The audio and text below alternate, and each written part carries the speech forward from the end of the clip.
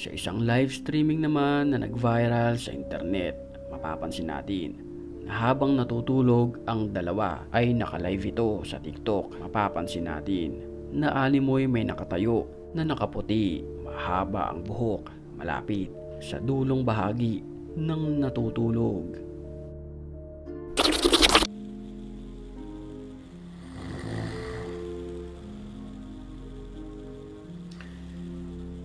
Halos hindi magkamayaw ang mga nakakapanood ng live streaming na ito.